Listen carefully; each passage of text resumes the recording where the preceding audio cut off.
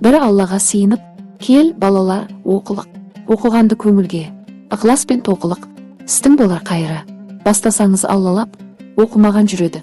Қараңғыны қармалап, кел, балалар, оқылық. Оқығанды көңілге, ықылас пен тоқылық, оқысаңыз, балалар, шамнан шырақ жағылар, тілегенің алдыңнан, іздемей-ақ табылар. Кел, балалар, оқылық.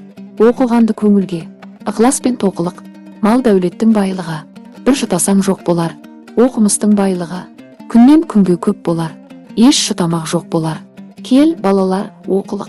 Оқығанды көңілге, ықылас пен тоқылық, сиса көйлек үстінде, тоқуменен табылған, сауысқанның тамағы, шоқуменен табылған.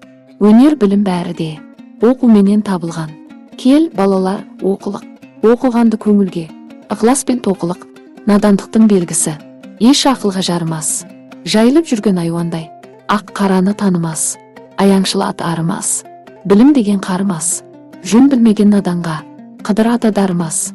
Кел, балалар, оқылық.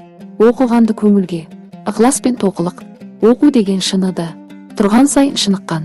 Оқу білген адамдар, май тамызған қылыштан, білмегенді білуге, есті бала тырысқан, есер бала ұрысқан.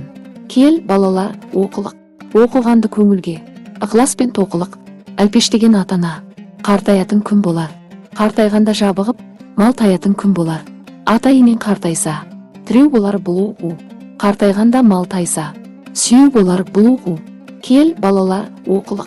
Оқығанды көңілге, ықылас пен тоқылық, оқу білген таниды. Бір жаратқан құдайды, танымаған құдайды. Не қылғанда ұнайды. Шырағым абай болғай деп, ата-енең жылайды. Баладан қайыр болмаса, баланы неге сұрайды?